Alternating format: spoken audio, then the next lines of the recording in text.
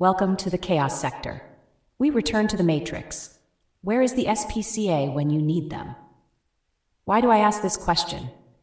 Well, there's an emergency in Springfield, Ohio. Now everyone is running around making memes, remixing segments from the debate of Trump claiming pets are being eaten in Springfield. Although we can all have a laugh or two, I don't think it's the time to be joking around. I'll admit there are some hilarious memes of this issue, but we can't get too carried away that society makes it more of a joke. It is an alarming problem in that town. And if you asked those residents of Springfield, especially pet owners, they wouldn't find it funny at all. The claim is that Haitian migrants are eating domestic animals, which has caused a bit of controversy for that town. But it's not just that. There are claims that those Haitian migrants are also getting into car accidents at high rates. Others claim that they plank outside their homes, begging for money, and have caused a lot of stress for locals in that town. The mayor has recently come out and allegedly debunked Trump's claims, but we have seen video footage of residents at town hall meetings explaining exactly these circumstances. So we would trust a resident's accounts before a mayor any day of the week, because as you know, politicians are corrupt. Also, the Haitian culture is known for certain spiritual practices that include animal sacrificing. This is common knowledge, right? If you know anything about Haiti, the first thing that comes to mind is voodoo.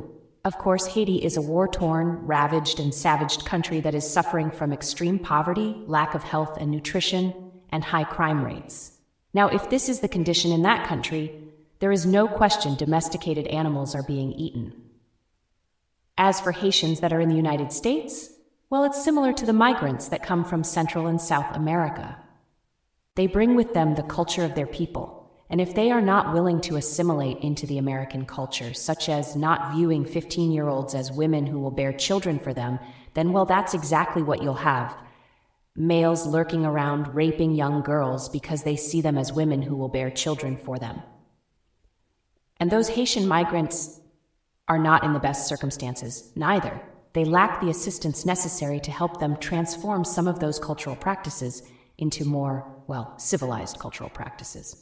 Now, American culture isn't the greatest by far, but overall it is not a horrible culture, with extreme savagery terrorizing citizens. Also in Haiti, the major source of transportation is bicycles, motorcycles, and buses. Cars and trucks are not the preferred source of transportation, so when those Haitian migrants are driving in the United States, they are getting into car accidents at high rates due to not being accustomed to driving, especially with the easily agitated American drivers alongside them. Not to stereotype, but that was the joke about Chinese drivers years back. Because in heavily populated, dense areas in China, where there are so many people populating streets, the preferred source of transportation were bicycles. And, well, the other stereotype of Asians eating cats and dogs. It doesn't make them horrible human beings. Some may disagree. No American can judge them for that, with all the crap they consume. To be honest, they do eat domestic animals in those Asian countries. Nevertheless, you get the point. I don't want to spend too much time on this, though, but there is a point. The temporary protection status that this administration enacted has caused all of these problems. It is a direct result of their policies. If we take the pandemic out of the equation, Trump's administration was light years better for the American people and the nation as a whole, including global relations. On day one of this administration, they ended the construction of the border wall, which led to an invasion at the border. In the words of old Joe, that's not hyperbole. Then, illegal immigrants were pampered with government assistance, even included on the United States Census, for fuck's sake. Provided housing, placed in hotels, rent paid for with taxpayer money, shipped to sanctuary cities, where illegal immigrants have terrorized the already burdened communities and have been raping and murdering young women and even teenage girls. Now, all of this happened due to consciously making the effort to have open borders, halting the construction of the border wall. Democrats, even Kamala Harris, stated the wall wouldn't stop them, and she even laughed it off. When someone says, oh, the border wall won't stop them, they'll just build tunnels and such. What this translates to is we want them to come to the country because we get cheap labor, we get drug and sex trafficking, and they'll be as quiet as a mouse. I mean, where's the optimism? Don't you want a strong border with the law being enforced? Rhetorical. They were pessimistic because they, for one, hate Trump, but also wanted to have a mass invasion of illegal immigrants. Yep, it's not a theory. This administration's actions prove this is a fact. But the truth of the matter, the border wall would have helped significantly. Anyone who is for border protection would admit that. We could guesstimate that illegal border crossing would drop by at least 30 to 40%. When you also factor in border agents would have beefier patrolling. Harris, laughing it off, proved that she was for open borders. I mean, her actions proved it. Now, I noticed how the mainstream media quickly came out to execute damage control regarding Haitians eating pets. Now take a look at this effort to silence this claim. Reuters, fact check, no evidence of Haitian immigrants stealing and eating pets. PolitiFact, authorities rebut claims that Haitian immigrants are eating cats or waterfowl. Snopes, no evidence Haitian immigrants are eating ducks.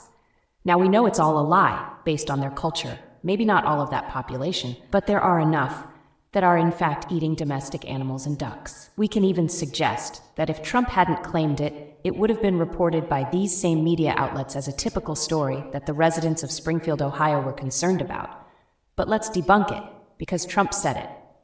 They're preaching to the choir, though, because most Americans know Haitian culture is into voodoo, animal sacrificing, and eating domestic animals goes right along with that.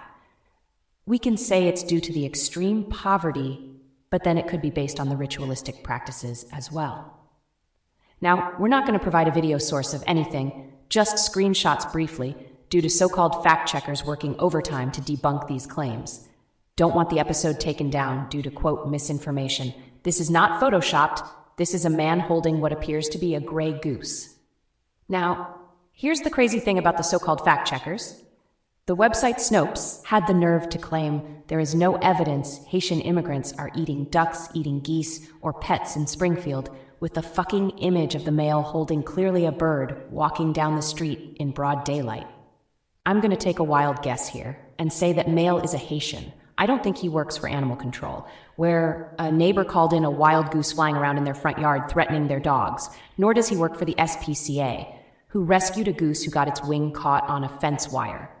That is a male who is coming back from grocery shopping, and he's having goose for dinner. But Snopes apparently doesn't see this scenario. You see, it's absolute madness. And throughout the article, the author never addressed the photo that is smack dab in center of the article. They never debunked that photo and claimed that it was not an animal. So you never debunked it, and you're actually providing evidence on your website that the claims are a fact. I have to say, this is a new level of gaslighting. Now they've gotten so confident with it, they will claim what you are physically seeing on their own fucking website is not evidence of a Haitian immigrant eating a goddamn bird, with a photo of a Haitian immigrant walking down the street holding a dead bird. I can't. Anyone else want to take the wheel on this? Because I'm done. No problem. I'll finish the episode. It was a classic case of damage control. Trump put this story front and center, and the mainstream media was so nervous about it being exposed, they tried to quickly debunk it. It exposed how Kamala Harris and Old Joe were just dumping any and everyone into the country, without showing any concerns about what culture they would bring, nor how it would affect American communities. Remember, this administration has been transporting immigrants all across the country. In some cases, they were transporting immigrants in the middle of the night and dropping them off without official approval by mayors and governors. They didn't even know they were arriving in their city. Wow, talk about a thief in the night. This is an image of immigrants being dropped off in New York City. But look at the individual there to meet and greet them. She's so excited to have them in the city. Why so excited? Could it be that she has a business where she will employ many of them for cheap labor? I would assume so. It's not like she's excited to have them as fellow neighbors in her community. Oh no. Democrats never want them sharing the same water and air they have. Let's put them in the bottom of the barrel and employ them for cheap labor. The immigrants don't mind, as long as they can make the money and survive. But trust me, they know they're being taken advantage of, but most of them are here illegally, so they actually have the greater advantage. And we assume that's how those Haitian migrants got to Springfield, Ohio. It is reported that approximately 15,000 Haitian immigrants currently reside in Springfield, with a population of about 60,000. So they make up about 1/4 of the population, about 25%. Now, with the town being so small, if nothing is done about this growing crisis, most of the residents would either relocate to another side of town or simply move out completely. And what do you think would happen with a mayor who publicly tried to debunk Trump's claims? Springfield will become a sanctuary town and end up like all the other sanctuary cities. I mean, it's bonkers how Snopes had the actual photo providing evidence that Haitian immigrants are in fact eating ducks and geese, and yet somehow claim to debunk it simultaneously. We're gonna fact-check Trump's claim from the debate about Haitians eating pets and birds. There is no evidence of that wild claim, and others should not be spreading that ridiculous misinformation. And the mayor is so pathetic, he will go with it. It's more of the same. Another Democratic mayor, refusing to enforce the law, refusing to admit he failed his city, and is attempting to gaslight the rest of the country about this issue, with video footage, photos, and even his own residents coming out and voicing their concerns. In the face of all of this, though, he simply is too weak to stand for what's right. And of course, CNN won't hold his feet to the fire. Yeah, let's rev up the Trump deranged syndrome engine and blame Trump for what this mayor is allowing to happen in his town. Pathetic journalism, and even more pathetic leadership of this so-called mayor. But what if you had honest reporters, such as CNN interviewing Springfield's mayor here? Quote, sir, you claim that Springfield residents have nothing to worry about, and their pets are safe. But we have video footage of what appears to be a Haitian migrant walking down the street with a dead goose. We received a video from one of the residents, which I think is worth getting your opinion about. How can you ensure that Springfield residents have nothing to worry about, when, with all due respect, this is evidence that they may have to be on high alert in their communities? Unquote. Well, to be honest, he wouldn't have agreed to the interview if CNN was honest, because he knew they would ask him that very question. Wishful thinking, I guess. You have to keep in mind, that photo is from a resident who spotted it. So they had to have a growing suspicion of those Haitians for some time. Pets were coming up missing. People who frequented the parks noticed there weren't as many ducks and geese swimming in the ponds, and the biggest fright was spotting these animals hanging from poles being skinned and prepared to be eaten. Insanity.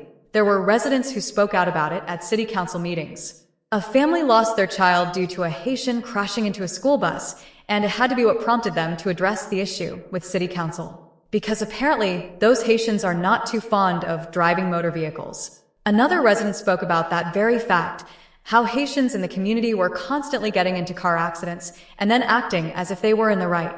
But of course, the mainstream media is trying to sweep it under the rug. You can bet your bottom dollar those residents will rush to the voting booths and vote for Trump. It's not a major city in Ohio, but trust me, the margin of victory usually comes down to tens of thousands anyway. So, if you have 60,000 Springfield residents, excluding the 15,000 Haitians in that town, but then again, there are some Haitians that do not condone that behavior as well, and they all vote for Trump, it would be poetic justice that those residents of Springfield were the deciding votes. Trump exposed it, putting the blame of these incidents right at the feet of Kamala Harris and Old Joe due to their radical policies. This is what Trump has been saying all along. They're destroying the country. They're destroying the country. And I think throughout that time, people started to treat it like a broken record. But after this incident, I think the American people have truly grasped how destructive Democrats are. Now Trump stated he won't do another debate, and in a way, I think that's a good idea. Let the American people soak in the madness and think about their decision for the next president. Do you want an administration that has already proven it can get the job done, or do you want an administration that has already proven it is pushing the American people off the cliff into the abyss? Not a difficult choice whatsoever, but somehow there are undecided voters out there. I don't think women can endure the type of society that a Harris-Walz administration would bring, so they may want to think twice about voting for her based on historical accomplishments. And let's be honest, most women who support Kamala Harris are not voting for her due to abortion. They're voting for her the same reason women voted for Hillary Clinton. Because she is a woman. And this ventures into dangerous territory because you are not voting based on policy, you're voting based on symbolism. The United States, at this current moment, can't afford symbolic gestures from voters. Perhaps if everything was relatively decent in the nation, I could see a vote for Harris based on being a woman. It would be an historical feat for the country and women. But now is not the time to vote with your gender. It's time to vote with your hearts and that love of your nation. I think women, at least enough of them, will make the right choice. It's ironic because everything that has been exposed so far proves that Kamala Harris and Tim Walz would in fact be an existential threat to democracy. It's rearing its ugly head for all to see. The left is running around executing damage control on this latest story, and it only shows they are willing conspirators for the destruction of America and American culture. And that includes all races of people, by the way, and their respective cultures. This is the chaos sector.